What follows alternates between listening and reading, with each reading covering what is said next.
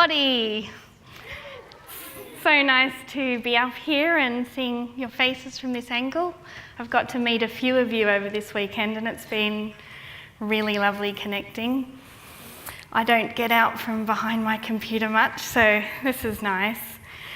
So firstly, I just wanted to thank Grace. That was beautiful. I love how she connected with us all by being who she was up here. I just think that was really courageous and it's going to suit what I'm talking about very well, because there is nothing more powerful for your client and for your business than being yourself.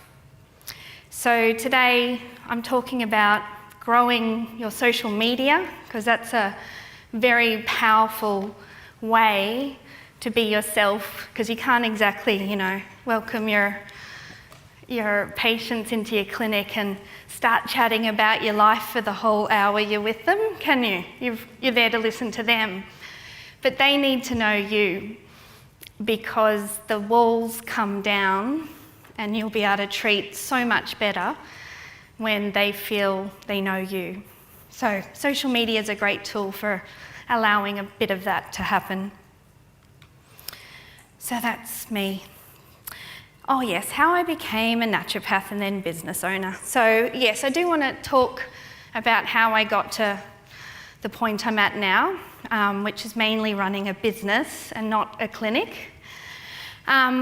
Firstly, became a naturopath because I grew up seeing a homeopath and herbalist instead of like a family doctor. My mum was very passionate about natural health and the alternatives. Of course, if we ever got very sick, we'd be taken to the doctor. But generally, our preventative care was through this amazing lady that I saw not far from here in Tweed Heads. I love to write as well. So I remember my work experience in school was 1 week in a naturopathic clinic in Burleigh Heads and 1 week in a newspaper office. The writing part I think I was a bit more passionate about as I went through high school. So I went in and did journalism straight out of high school. Quickly learnt that that wasn't for me because you had to write to a formula. And apart from herbal and flower essence formulas, I don't like being pigeonholed and having been told this is how you have to write.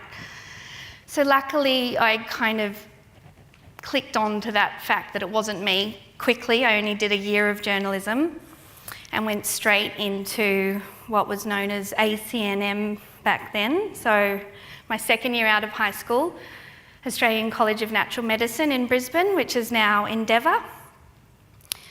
So yeah, that was in 97. Then I did about a year of that and then felt a bit studied out and just thought I need to learn who I am for a while, and did, what a lot of other young girls my age were doing, and went overseas for a couple of years and got into all sorts of mischief over there. Am I on the right? Okay, that's what I need to do. So I came back from overseas eventually and finished my studies in 2003. So that's when I graduated very proudly as a naturopath. And I was very fortunate when I came back and finished my studies.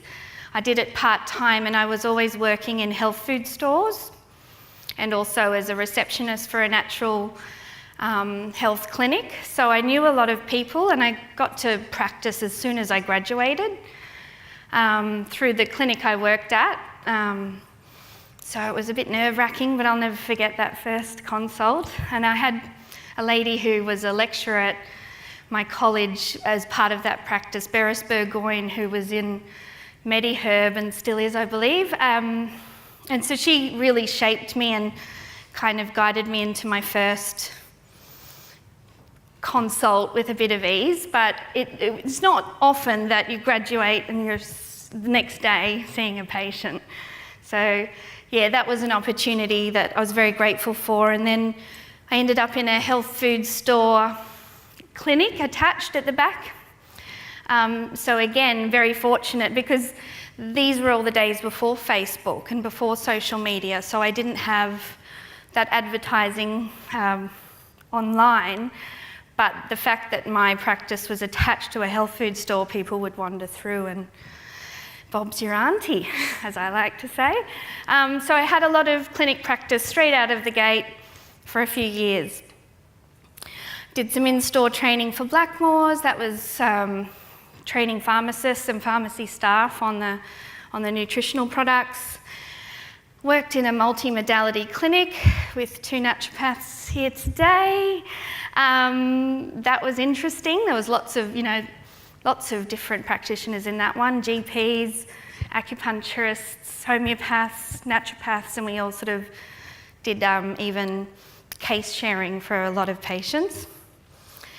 So they were all my experiences as a naturopath in the first 3 or 4 years, but I was so sick in those years. It was probably just one thing after the other. I kept feeling so inauthentic as a health practitioner, and I'm sure there'll be a lot of you here today that have felt that come up, whether you're in practice now or going into practice. You know, if you're not at your greatest health, how can you be that health mentor for who's coming and paying you to get healthy? So I just wanted to point out that that's so normal. We've all got it. That inauthenticity feeling crops up, but the fact that I kept getting sick with all sorts of things made me wonder whether this was my path, because if your body keeps revolting on you, rebelling against you, it's trying to tell you something. So I decided to go off and do another adventure. I wanted to include the Camino in my talk today because it was when I learned that hard times or something massive that you do for yourself, or maybe it's forced upon you, it could be a death of someone or a divorce or the loss of just a bit of self-identity, whether it's turning a certain age or whatever it is, that's the beginning of an amazing new thing. You just have to go through the process. So for me, the Camino, which is this 1,000-kilometre walk across the top of Spain, was an example of being broken down and then built back up by the end. So that was for my 30th. One of the photos, I am drinking from a wine fountain. For anyone who knows, has anyone heard of the Camino or the pilgrimage? So you get to this place and there's an actual wine fountain. No, not, your crappy bottom shelf wine, good Riocan red that you just fill up containers. Anyway, I like my wine. And I had to put that photo in because, imagine that in Australia. Someone do it, please.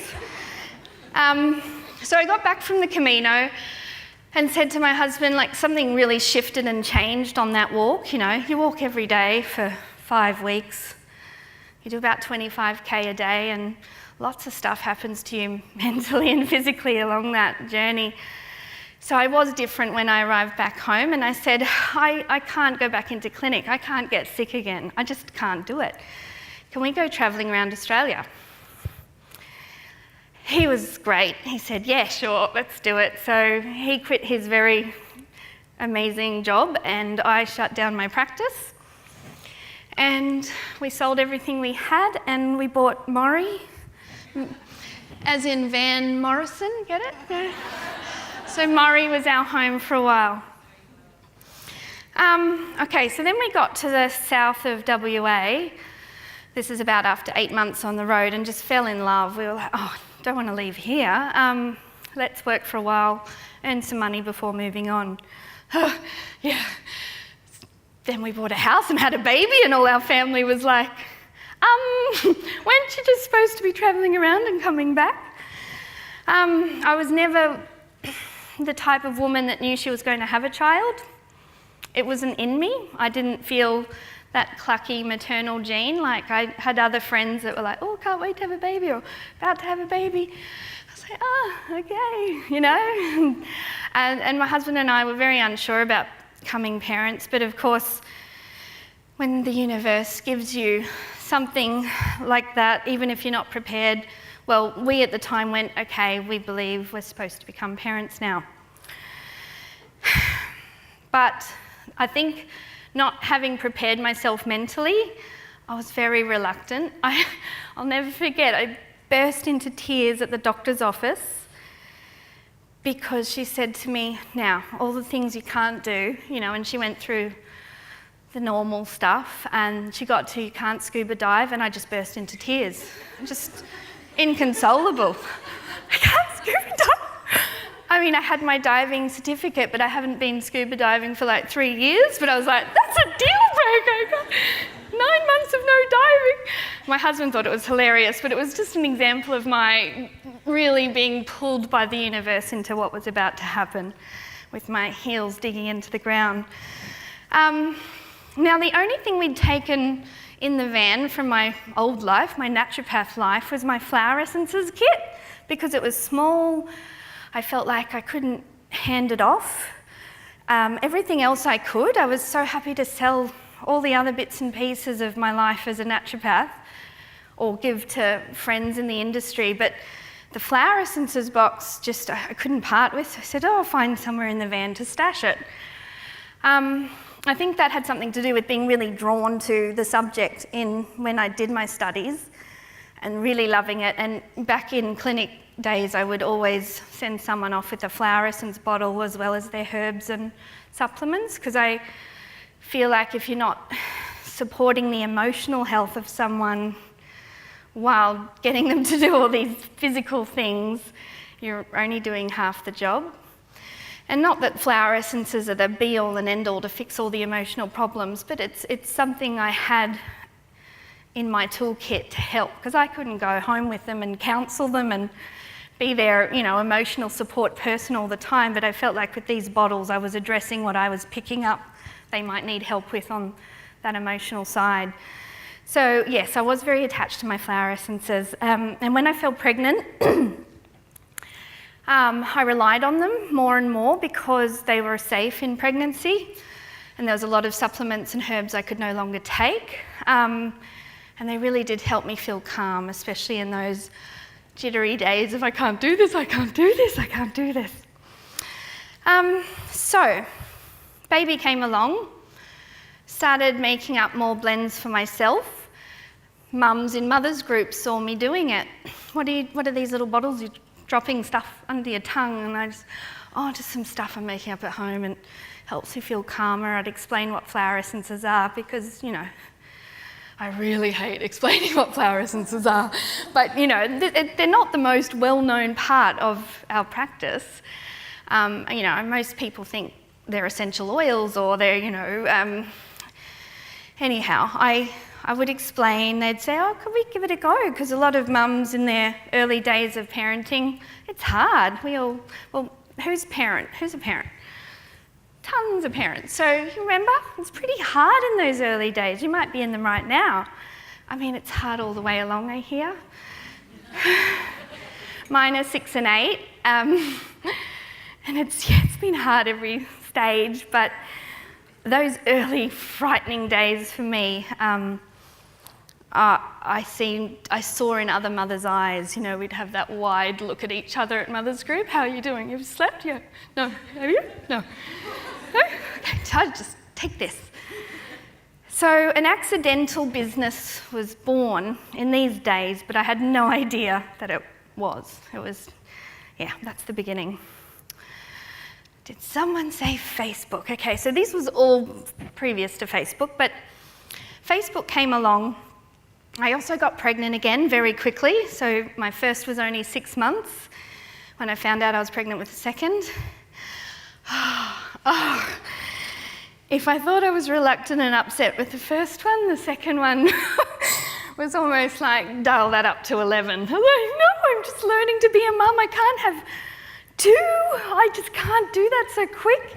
And we're in the West with all our family on the East Coast and all the friends, all the way across the other side of the country. And I decided I am not going to be able to bring a newborn into the world with my first child under 15 months. I just can't do it.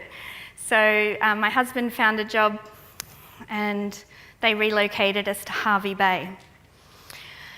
So Hervey Bay was a bit closer to where I had family, but still quite a distance, a good 6-hour drive from where my mum was. But she came up and helped a lot. But the 2 under 2, while moving across, I was 7 months pregnant with the second when we moved across, and I'd landed, in a new place. I was isolated again from the mothers groups, the mums I had met with the first one being born, and I struggled. I really struggled. I didn't know it, but I had full-on postnatal depression. Having 2 bubs so close together, you're pretty depleted with all that breastfeeding. My nutritional quota would have been so low. And yeah, I'm in a new place with not family really close by. I channeled this sort of fear and isolation and depression into starting up a Facebook page. I called it Alisha's Australian Bushflower Essences, but I was told by a certain company that I could not have the words Australian Bushflower Essences in my business page title. I went, oh, sure. My background is not business, as we know. I'm a naturopath only, so I'm like, okay, sure. I felt a bit naughty getting that admonishment from this company and called myself Naughty Naturopath Mum, which did fit me because I've always been a bit naughty. I've been the rebel all my life. I've never wanted to do things the way I'm told to do them. I do the opposite, and I challenge my own health and everyone's perception of me often because of this trait of mine. So yeah, it seemed to fit quite well, that name. Oh. So, the adversity brings reward slide. I told myself I'd be able to talk about this. So this is my second son, Sam.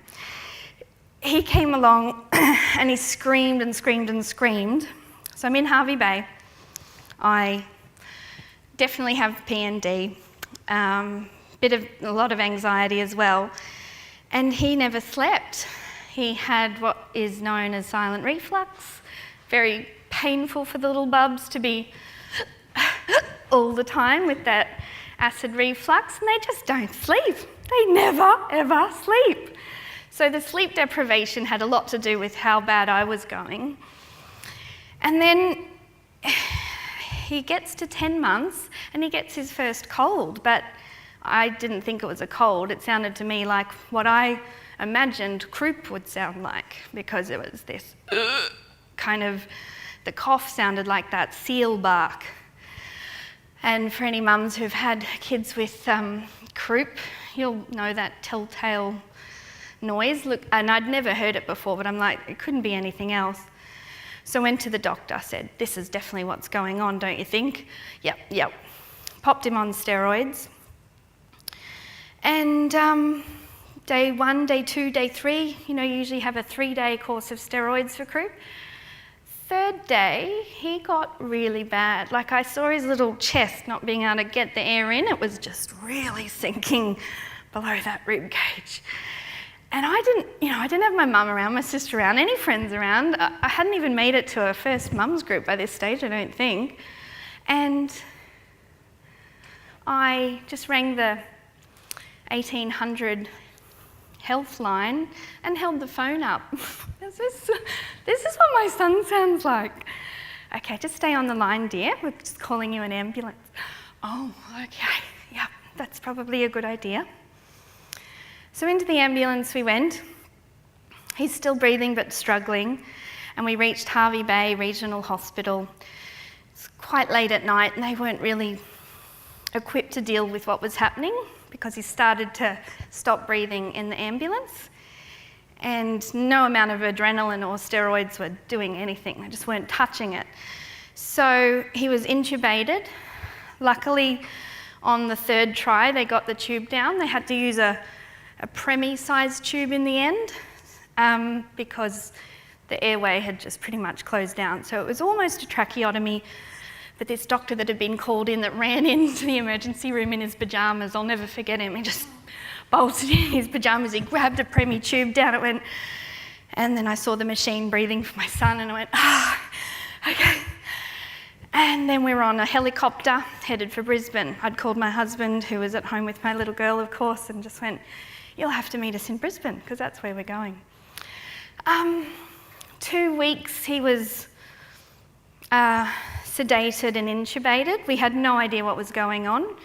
So he was in the intensive care unit for that amount of time, and then they saw him getting strong again. So we got the tube out after 2 weeks. It was the best thing that has ever happened to me to this day. And he started getting strong in hospital in the high dependency unit. They had to put him through a methadone program to get him off the shakes because he'd been on copious amounts of painkillers, and he was detoxing from all that.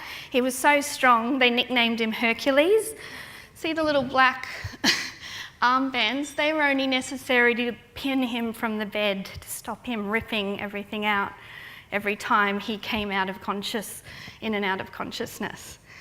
So that was a great sign, I thought, because if you're that strong, you're going to be okay.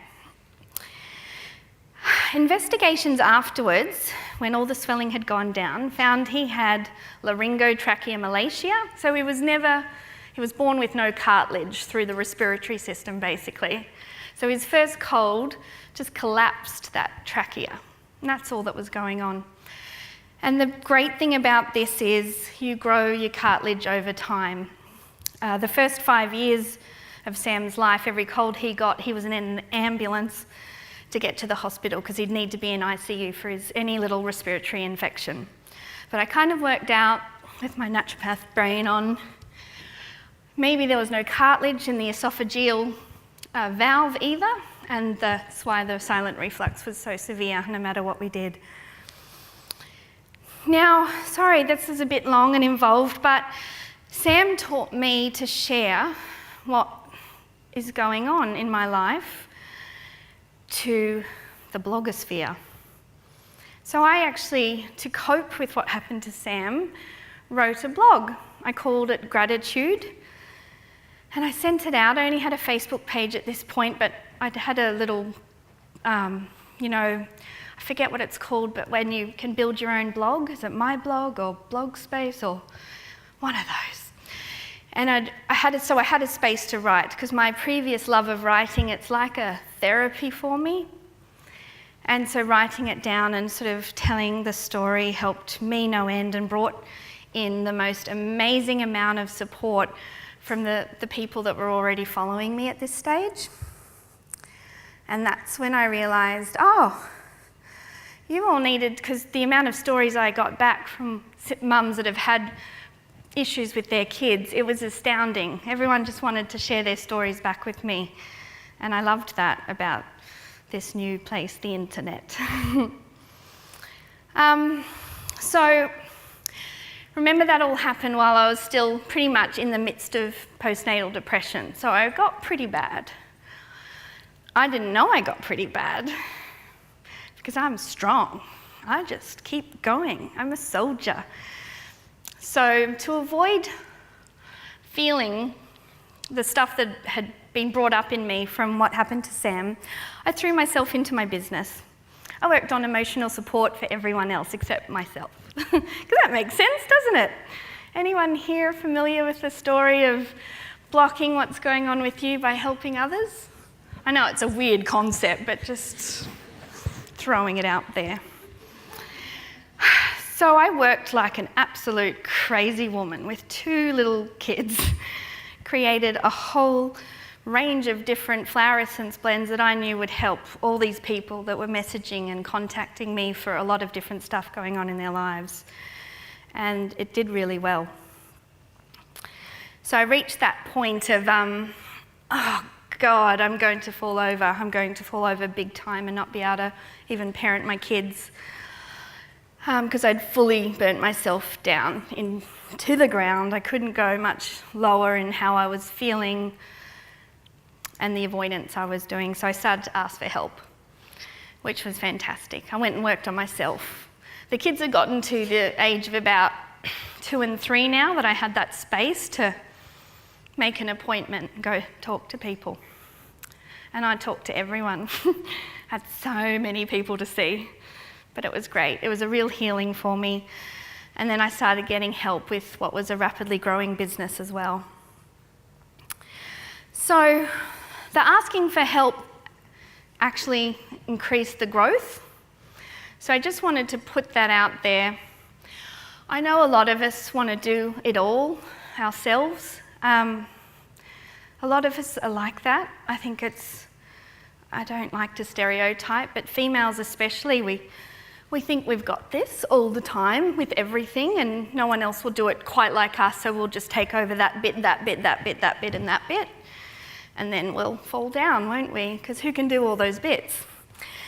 And we'll plateau if we're trying to do it all. So asking for help in whatever reason that is, maybe it's help for yourself, you need to work on yourself, or maybe it's you need help delegating some of the business stuff. You'll only get bigger from doing that.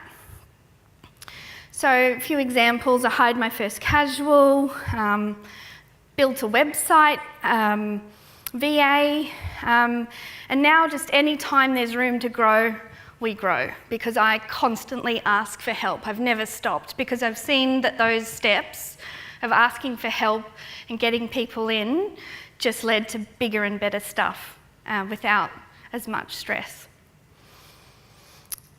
So yeah, we turned 5 last September, our company, Naughty Naturopath Mum. We're a team of 5. I delegate so much to my business manager now, which is fabulous, and we've got 3 ground staff. I outsource all the stuff that I used to do but not very well, and now everyone can do the stuff that didn't come easy to me anyway, so it's freed up a lot of things. So on to the bit about growing your business through social media. Post consistently and often. I know that sounds like a drag if you don't like social media. Who enjoys posting their business on social media?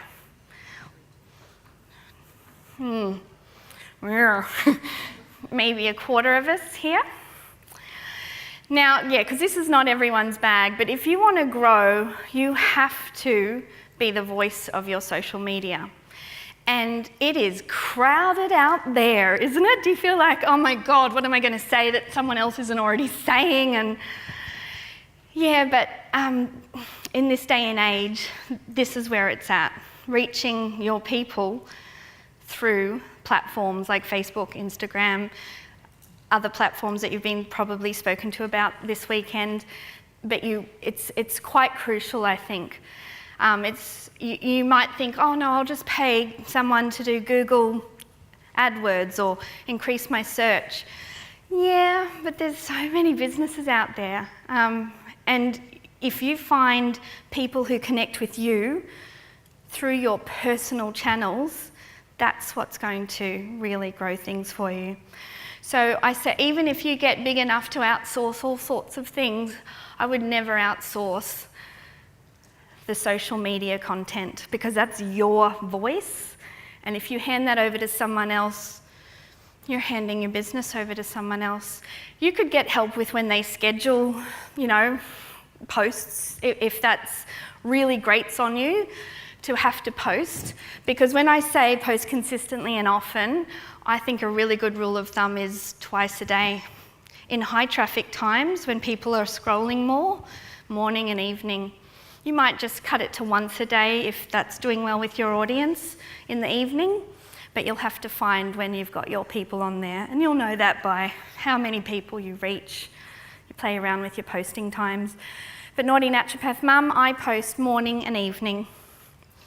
I think if you try to do it on too many platforms, you're going to just never do it ever again. You need to find maybe 2, even 1, but 2 would be ideal.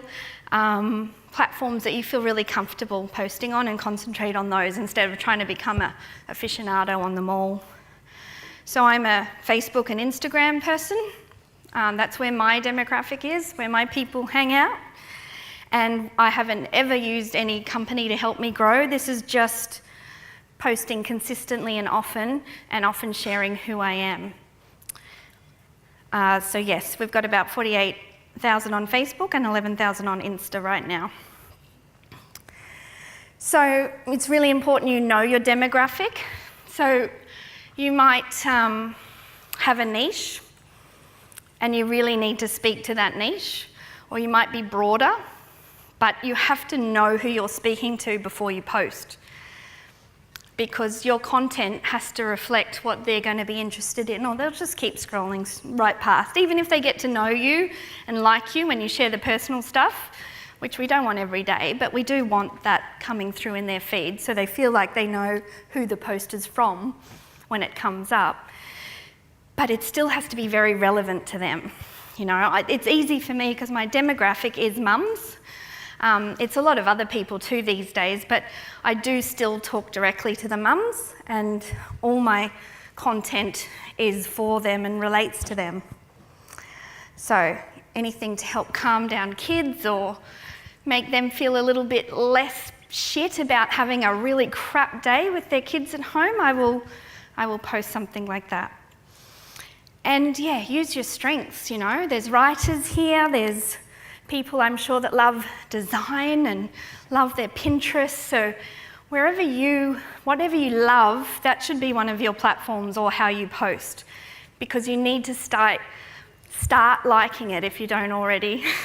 Find a way to actually enjoy it so it's something that you can continue doing, because as we all know, do we continue on with anything we don't like doing? Anyone? No, we don't. It'll stop. Okay. So, and a core message is great too. As I said before, making people feel good about themselves or feeling less shit, for want of a better word, is my core message. So I try and keep that message in my head when I'm choosing different posts to share. They could be shared memes from other pages and other things that have caught my eye, or ones that I build myself. So Harvey Specter, anyone know Suits? Oh, does anyone like Harvey like me? Love Harvey. So that quote that he said, ever love someone so much you would do anything for them? Yeah, well, make yourself that someone and do whatever the hell you want. You know, that really appealed. That went gangbusters when I shared it, because A, Harvey, B, self-care message. That's who I'm talking to, people that want to hear that. And never, ever, ever, ever, ever, ever, ever make your social media just about what you're promoting. Never, ever. That's the strongest thing I can put through today. Social media is about connection. On the theme of this weekend, it is about connecting with our people, not selling to them. The sneaky selling happens just by turning up consistently, being who you are, and people will just, without you knowing, really connect with you, because you might be being open with something or sharing something that has a similar humour effect on them, and they're, oh, she's just like me, that's my kind of person. So they're going to look into what you do. So really concentrate on content that's just not always about your services or products. So I do keep on theme with being naughty. I will share my wine glass quite a lot. And, you know, wine's not always naughty, come on, it is about balance, but I just think, you know, if you want to make people feel like, oh, it's okay that I'm drinking this wine if that naturopath's having her wine and she's on the couch watching Netflix too. Okay, you know, I've connected with how many people just by saying this is what I'm doing, because I know a lot of us like a wine on the couch watching Netflix. So I will just blur out what I'm feeling at the time too. I'll just take a pic, and because I like to write, I generally can string words together pretty well, and I'll put stuff down about what I'm feeling or thinking just for the hell of it, and they get really good reach. And don't forget, these kind of posts they boost, if you actually have posted about your service or your product a day or two ago, and then you post something really relatable that everyone likes, that will start showing up, that product or service post, into your person's feed. So never think you're wasting your time by just sharing this relatable content, because it's increasing. Every time someone interacts with your page, they're going to get the feeds, the posts that you actually do want them to see most, into their feed as well. Okay, so that was me on a Saturday night, loving being middle-aged. That's basically what that's all about. Another really good social media posting tip is templates. Now, you might have a design background and be able to do them yourself. A lot of amazing apps these days. You can create your own. I outsource mine to a graphic designer, and she makes really pretty templates for me. Simple business name at the bottom, and then I have a bank of these. Like, I'm talking, she'll make me about 50 backgrounds at a time. And I'll have, there's a lot of social media pages that just use the one and share that over and over with new content written on it, which works as well, because sometimes an Instagram feed looks beautiful when you've got that same repetitive pattern. It just depends on what you like. And remember, it is about what you like, because you're attracting who's supposed to come to you by always staying true to what you like when you put it out there. So I love watercolours and pastel colours, and I create all sorts of memes with these backgrounds and other things which I'll show you now.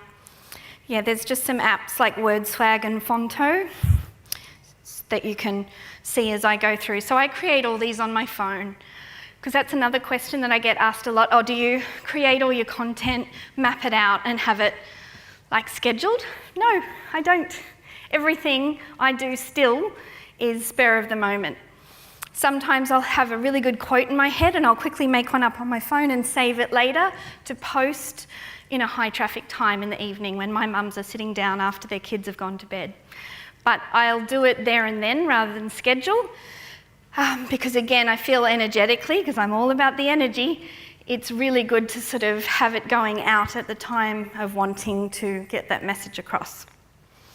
So motivational memes, I'll just make up something that might really lift people up, especially for the morning. So this is one I created. If you see this post, you've been granted I got this vibes for the following week. You're welcome. And that was just quickly done using Fonto and one of my photos that I have on my phone in my Dropbox file from my graphic designer. Then, of course, you can put reviews. This is the biggest, best way to promote your products or services ever. It's other people. No one sells quite like other people. My business is based on other people selling for me because I keep sharing the reviews of the products. So again, this is used with an app on my phone. Grab a background, put the image on, put the text on, and I swear, if you've never done this sort of stuff before, because I never had either, and it looks anyway complicated, it is so not. It is so easy once you're just shown. So do look into Fonto and WordSwag and having some templates. And if you have your phone with you all the time, it's so much easier to post. I think a lot of us feel bogged down in, creating content and then having it on a schedule and what should I put out where, and no one does that. It's very rare that you'll be that organised. And then, so you just won't post. But if you're just like feeling motivated at the time and you can create one quickly with your phone, post it then and there or share it later at a time that you think will do better for your traffic, then it's going to happen, because a post is better than no post, with the thought of other ways of doing it. Be topical with your templates. Happy New Year, whatever is going on in the year, send out that message. If you've got a promotion on in your clinic, you might have a week where you're discounting a particular supplement range, or perhaps you're trying to get new people in and you want to do 20% off their first visit, or something that you're just wanting to promote. You've got those templates to put that little message for people.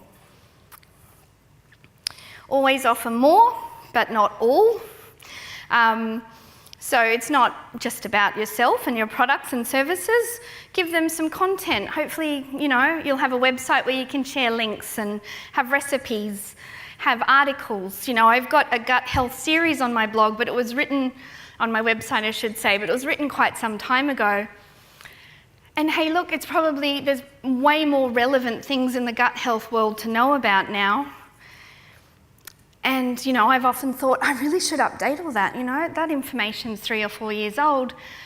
But that doesn't mean I'm going to take it down, because there'll be someone just starting out that needs just that level of information. And at least it's up there for them. It's on my website. They can go access that. So even if you think it's not good enough, I've seen other practitioners talk about this way better than I have written down here. So what? The people that need to find you and get your information, they will. And that's what they need. It's better to be up there somewhere than nowhere. And good photography in this day and age, unfortunately, it is not always about the polished look, but a few amazing photos is so important. That does catch the eye when you're scrolling. Oh, look at that photo, nice. So yes, we have a photographer that does all sorts of lovely shots of my products, but if you're a practitioner in clinic, you have you to sell. So get a photographer. It could be a mate that takes some nice shots, better than you can selfie in your clinic. They're good too. But if you can add some nice ones, that really helps. So you could have a few in your workspace, at your massage table, or pouring some herbs. You've seen them. I think it's really worth getting a few good money shots that look quite professional. Graphic design is really handy when talking about posting on social media, because they can make things just look really I've played around with some apps. You've seen the ones I've done just before with those templates. But for big sales or big promos, it's great to have a graphic designer use your great bank of photos that your photographer did for you to turn into ads. So we did a Black Friday sale with free shipping. That was a photograph I already had, could give to the designer just to say, can you make this look good? And there's our pet support with a cute little doggy. Yes, so as I said before, your very best seller is your customer or your patient, okay? No one. And it's funny, I've had a conversation with a few of you here this weekend. If you've got family members that you tell, you really should get off that gluten to feel better, or maybe to get rid of that psoriasis, and they go, yeah, okay. And then if someone else tells them that, they'll immediately get off the gluten. Yeah? It's just this weird human nature thing. We like to hear it from an outside source. And it's the same with your business. You can't be the one to always going, I'm fabulous, come see me, I'm the best naturopath in the world. No one's going to believe that. No one. But other people telling them that, yeah, they're going to believe them. So ask your great clients, do you mind, giving me a couple of sentences with how you find my service? Can you tell me just anything you've learnt from me? And ask their permission to use that on social media. You could put it on a background template, just the sentence with the first name. This is what one of our clients had to say about what I do. And a photo of them, even better. We run a lot of competitions where we get our customers involved, and it just keeps spreading the word. Nothing sells our products like our customers. We have a limited edition blend that we put out in December called Silly Season Saviour. And this is what one great mum sent in to us. And it's like, thanks, love. Look at that time you're putting into things for us to sell our products. Thank you. So we ran a Silly Season competition. These are some examples of what our customers sent in. They got a prize, of course. The winner, if anyone's interested, is the elf on the shelf making snow angels in hundreds and thousands. Pretty cool. I can't think of this sort of stuff. Get other people to think of it. and give them a prize. So you might not, well, I know a lot of you won't have the product-based business, but there's so many ways you can promote your services like this. You can get your client to post a selfie looking brighter and happier than they have compared to maybe photos back from before they were feeling well. You know, post seeing you and getting all the amazing help you're giving them. Before and after shots, gold, gold. And not everyone wants to do that though, right? Because you don't want to plaster yourself all over the internet. But some people will. Some people love appearing on other people's Facebook pages, so it doesn't hurt to ask, does it?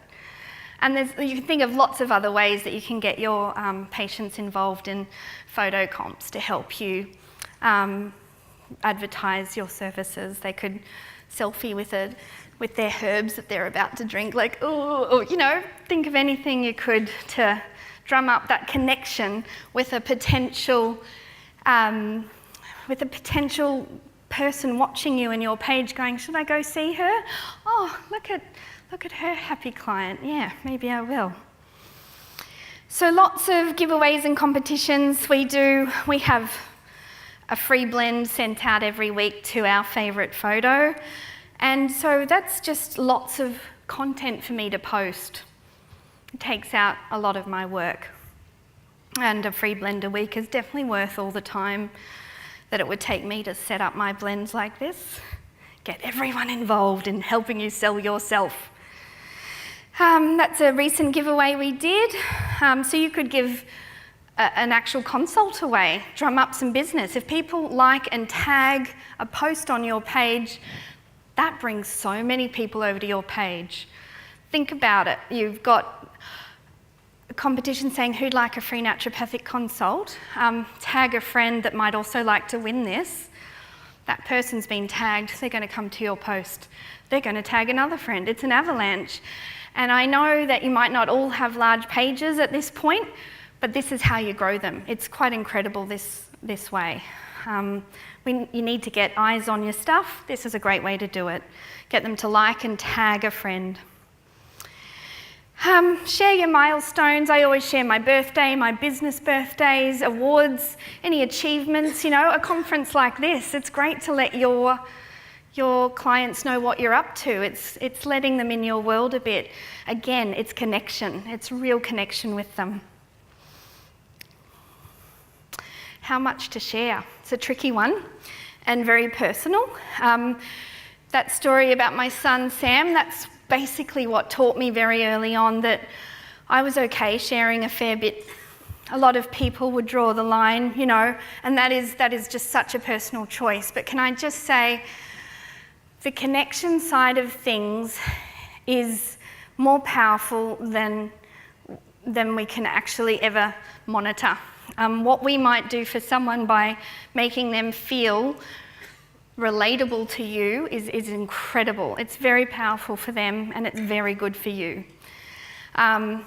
So that's my daughter working in our office, packing on school holidays, and that's us driving somewhere on school holidays. So I'll share the odd family pic.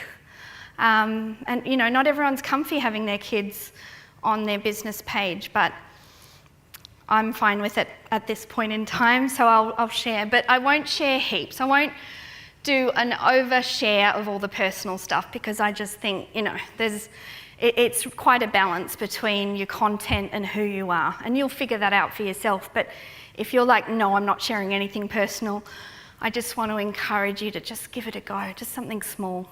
Maybe you bought some amazing new shoes. Look at these shoes and just take a photo of the shoes. I swear to God, this is what people like to see when they're scrolling through on their phone. And find something to stand out if you can. I do because I'm naughty. I'm a naughty naturopath mum. There's not many naughty people out there in the health industry. But as you all might know, the health space online is quite crowded. I think if there's any quirk you have in your personality or an amazing hobby or something that just is that you in the natupreneur, that you're just like, oh, might intrigue some people, try and allow that into your sharing on your social media. There's my wine again. Gosh, these slides, you're going to think I'm a complete alco. But I do share green juice on occasion just to prove that I do love health as well as grape juice. And be funny. Oh my God, it is so powerful sharing a funny post. Like, it is so funny. I get probably my biggest reach of all my posts are the times where I'm vulnerable and the times where I try and make people laugh. It doesn't always work, and you might have funny things that just you'll fall flat with and go, oh, one like, that was so sad. But that's okay. Alisha, just being a touch naughty. Yeah. Oh, I'm so sorry. Okay. So this one's really funny too. Did you really see this one? It's when that did the rounds. If you find anything funny to do with the health industry, share that too, because that goes crazy. To summarise, be consistent, use your voice, not someone else's. Try not to outsource your voice, because you will attract the clients you're supposed to have if you give them you. Don't get overwhelmed by too many platforms.